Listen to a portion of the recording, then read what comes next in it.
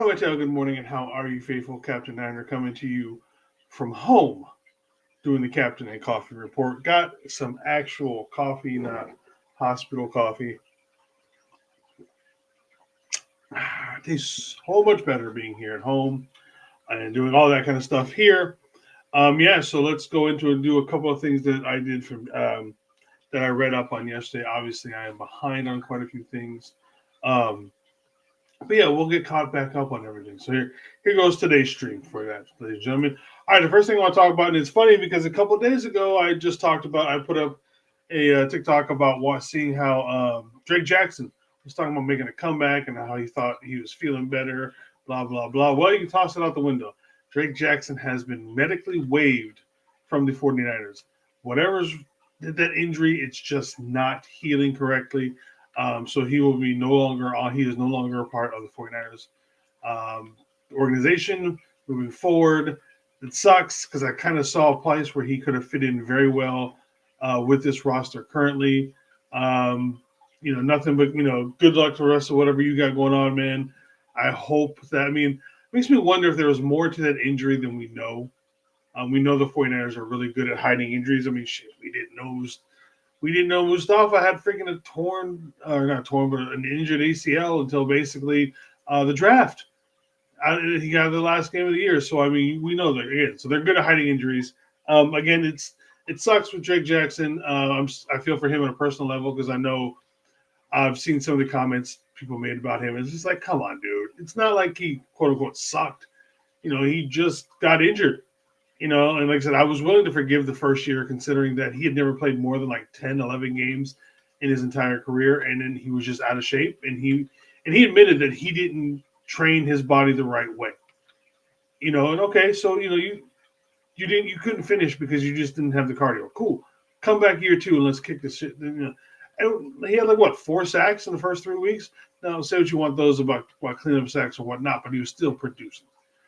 But then the injury happened, and it's just been ever since. So good luck to him and whatever he's got going on the rest of his life. You know what I mean? Maybe another year or so he can get it fully healed or whatever, and he can come back with a different team.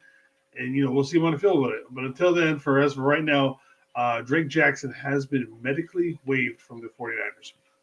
All right, next one is talking about Robert Saleh. Talked about in this interview yesterday how I seen a lot of people like, well, he's just going to run the wide nine. That's all he knows how to do. He doesn't run the wide nine. Do people not realize that this is a man who has now been a head coach? His defense has evolved. He did a lot more blitzing when he was with the Jets than he ever did here. One thing that we hardly ever had to do here, or when he was here during his time, was that we didn't blitz a lot. You know what I mean? We sent the front four guys and we sent everybody else back in coverage. Honestly, part of the reason why this team was so damn good, we could drop 7 into coverage and cover everybody while the front four put pressure on there. Now, again, he's had the ability to grow and mature as a head coach. Not only that, but he also went and spent time in Green Bay as not an offensive coordinator, but like an assistant almost, to where he wasn't uh, installing or anything like that with the offense. He was teaching the offense what the defense was thinking, which means he sat in on offensive meetings the entire time he was in Green Bay and got to hear things from a different point of view. As a defensive coordinator, you don't necessarily interact or do anything on offensive meetings for the most part. He was in those meetings with that. So he knows now he can look across the field like, okay, I know what this quarterback's doing. I know this, he's still tired from the whole hospital situation. Um, and so, is it going to be fluid or everything like that? Of course not. He's not going to be, he's not going to make the perfect call every time. No coach does. The thing is that, but thinking he was going to come back in here a few years later and just run the same system is just insane. Of course, it's going to evolve. Look at Shanahan's offense. Yes, we run the main relatively the same offense, but you're telling me you don't see wrinkles to it every year? New players add new things, new rules and this and that. All of that changes. So yes, the wide nine will still be probably the base of our defense, but there's probably so many more things we're going to be able to jump in and out of. Upton Stout, if you watch the Eagles, or not the Eagles, the Jets, they like blitzing from the corner position. We're going to do a bunch of corner blitzes coming up this year. Upton Stout, Diamando Lenore, Renardo Green. These guys are going to, especially like I said, I mentioned Upton Stout first because one of his best aspects is the fact that he can blitz and get back there. I think the fact that he's tiny is the reason why he's so good at it is because he just gets lost amongst everything else. So, all right, I want to keep this a little short today because, again, I'm tired still. Thank you for all the well wishes and everything everybody sent to me while I was out in the hospital. It was a scary time. Won't lie, I came close to death, and I don't want to do that again. Infections suck, especially when you turn to sepsis and all that kind of stuff. So, but anyways, for faithful, that more than likely that will be. Why is that blowing? More.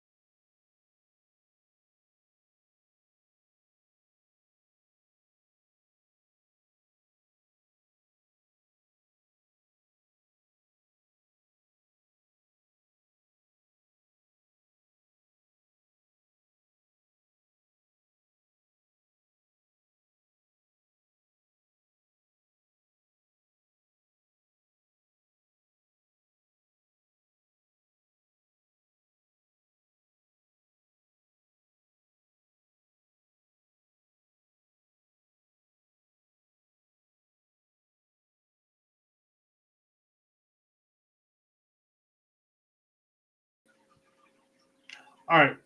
So before I was rudely interrupted by my computer restarting, what I was trying to say is more than likely that'll be all for today, this week. Probably take Sunday off. Unless something big happens, you guys know I'll pop back on. Until then, have a good weekend. Enjoy the weekend. One love, faithful.